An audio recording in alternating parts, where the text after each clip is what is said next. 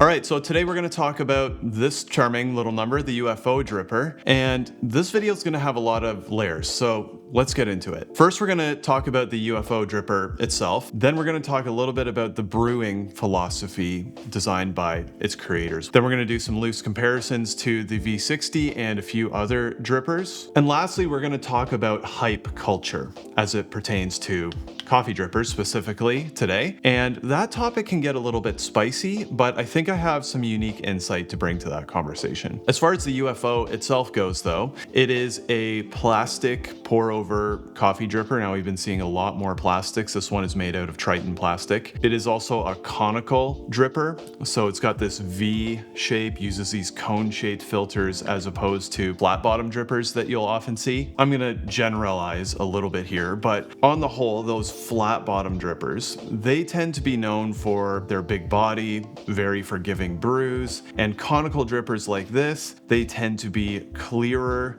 bring some of that acidity forward in a little bit more present way, but they're also known for being kind of generally a little finicky. This dripper aims to elevate some of those characteristics of conical drippers that you get with a brewer like a V60, while dialing down the overall level of finickiness that can sometimes come along with a dripper like that. And it's going to do that in a couple interesting ways that have some very cool other effects as well. Number one, when you compare this dripper to a V60 or a number of other very traditionally designed conical drippers, you'll see it's got this wider, kind of flatter design to it. Also, where a V60 has these kind of protruding ribs on the inside, this dripper has almost the opposite. It's got these recessed, they call them air channels. And lastly, it's really designed to work with a proprietary type of filter. Now, how do all those factors come together to create those signature conical brews in a more forgiving form? Well, I'll tell you how it works, at least on paper. Number one, this wider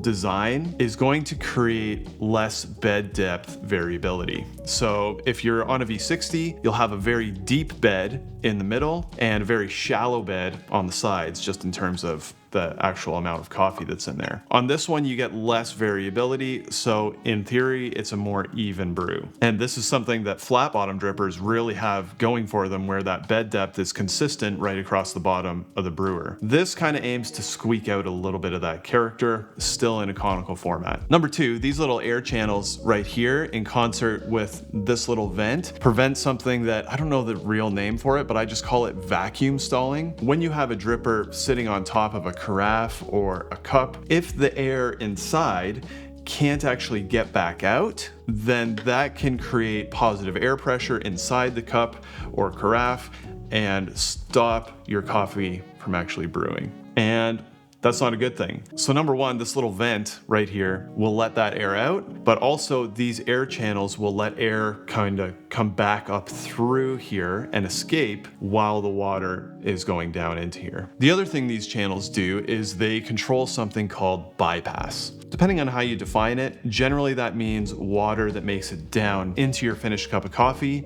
without passing all the way through the coffee grounds. So in a V60, you have your coffee grounds up here, and as you fill it up, your water kind of goes up to here, and water can kind of escape out the side through the filter and work its way down the dripper, bypassing the majority of the coffee grounds. It's less than ideal. Let me show you how this works, because it really is kind of neat. So I'm just going to wet this filter right here. So in here in the filter, you can kind of see these darker spots where the filter is pressed right against that smooth side of the UFO dripper. And then you can see these lighter spots where those air channels are. Now in these dark spots, there's going to be no water passing through there because it's flush up against something on the other side. Water can, however, pass through these spots in the filter in a much more controlled way. In a dripper like the V60, water is able to pass through basically anywhere that one of these ribs is not touching the filter.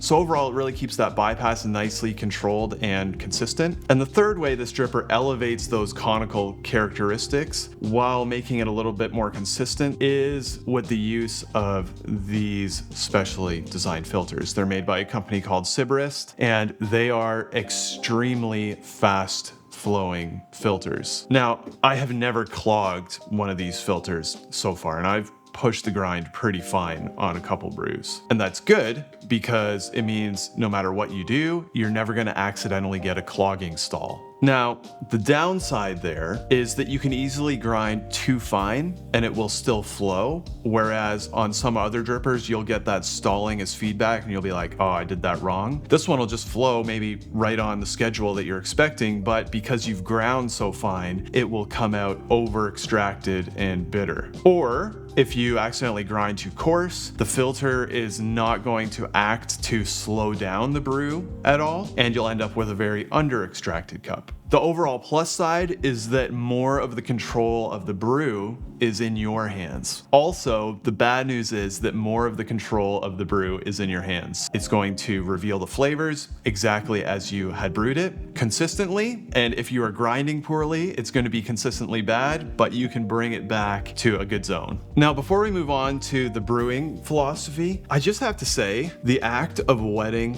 this filter and the way it looks in the brewer is one of the most aesthetically pleasing experiences I've had doing pour over. It just looks so good and it is so satisfying to do. So I know we're getting a little bit into the weeds here on some of this technical stuff, but from an aesthetic ritual standpoint, this is just a really great experience. So overall, that's the design of the UFO, how it's designed to work, the principles behind it. But the founders of UFO go a little bit further, and they actually have created a brewing approach that they recommend to go along with the UFO. They recommend a 4-pour pulse pour recipe with low agitation over the first 3 pours, and then a final pour broken into 2 stages with very high agitation. Now, that's gonna do a couple things. Number one, the low agitation is really gonna bring out the clarity and flavor separation of the brew, and that's the same reason why I'm using this grinder, the Pietro hand grinder with the Pro Brewing Burrs, very high clarity. It also is gonna use a 1-minute bloom to really allow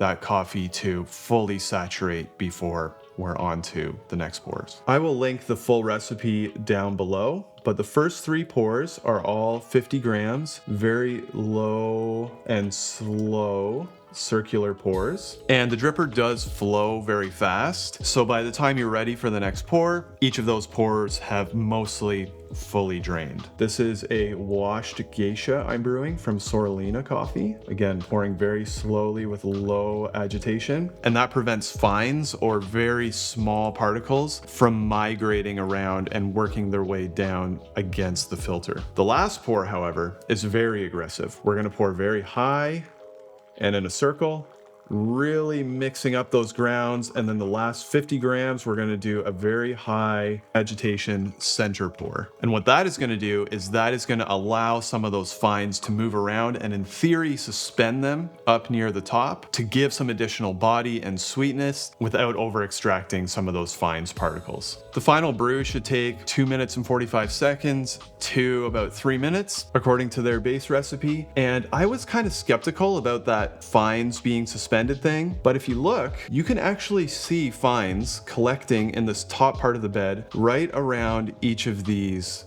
air channels. And the Pietro is a pretty low fines grinder as it is. So, you know, drippers, bypass, it's all kind of half art, half science, but the resulting cups, they're good.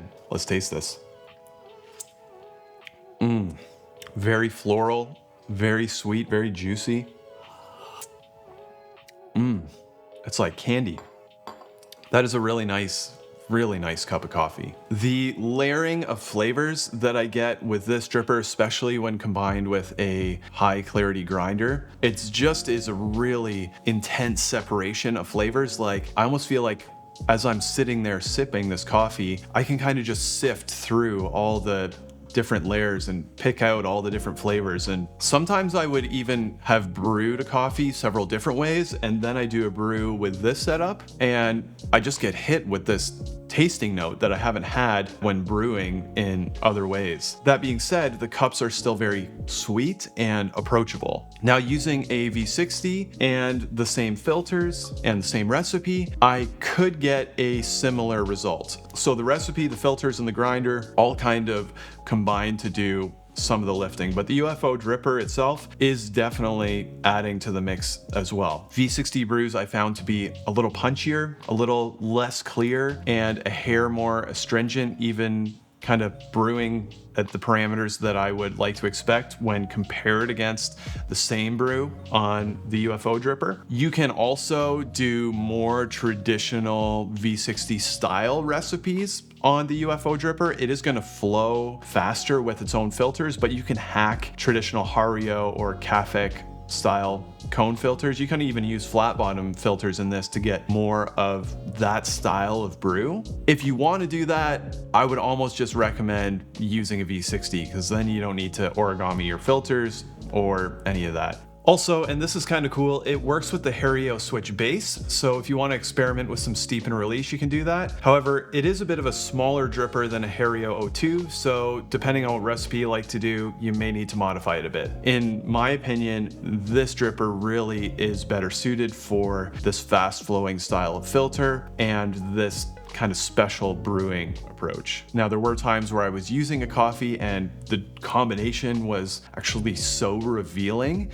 that a flavor note jumped out that I was like, ooh, that's definitely in the coffee, but maybe I would have liked that to be a little bit more wrapped up in the overall picture instead of just sitting there exposed on my palate. And then the next time I would go back and I would just brew that in a V60. So I really see this as a specific tool in your tool belt, rather than, for me, something where I want it to replace all the drippers that I have. Now, before we get into hype in the coffee space, let's talk about some negatives with this dripper, because I always like to highlight those. Every product has them, and the UFO is no exception. Number one, it's made of plastic. And while it's made of Triton plastic, you know, the same plastic the AeroPress is made out of, a lot of food containers are made out of Triton. It's a good plastic, it's still plastic. And that's going to be a non-starter for a lot of people. I think it would probably be really hard to make, but it would be really cool to see a ceramic or glass version of the UFO. Second is these proprietary filters. Now, I have a love-hate relationship with proprietary filters because they tend to be a lot better than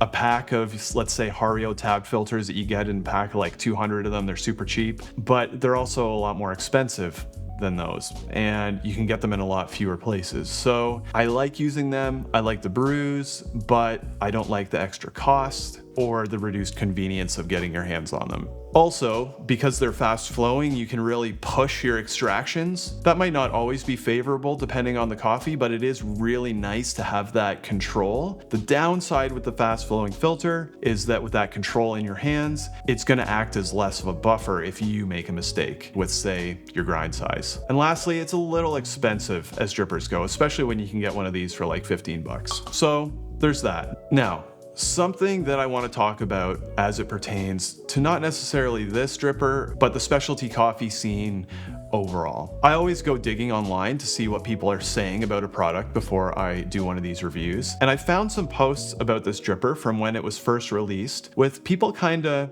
rolling their eyes and saying, another hype dripper, like, why are people doing this? Like, we don't need another dripper. They're just trying to make a cash grab and do some trendy marketing with influencers. And that is something that absolutely does happen. You get companies releasing very mediocre products, trying to drum up a lot of hype with content creators and make a lot of money on a product that might not actually be very good. This is not that. There are other drippers in the space that I feel like also are not that. This dripper is created by two very passionate people, a guy named Jay and a guy named Kenzie. You follow them for any length of time and you will very quickly see they are extremely passionate about the design of this dripper and the brewing approach that goes alongside it. They did send me this dripper. However, I reached out to them. I had seen it. I was curious about it. I was interested in reviewing it. I was going to buy it. I reached out to them with some questions and they said, hey, let us just send you one. So thank you guys for doing that. These guys are not the type of people who do a coordinated campaign to get a massive amount of pre-orders. The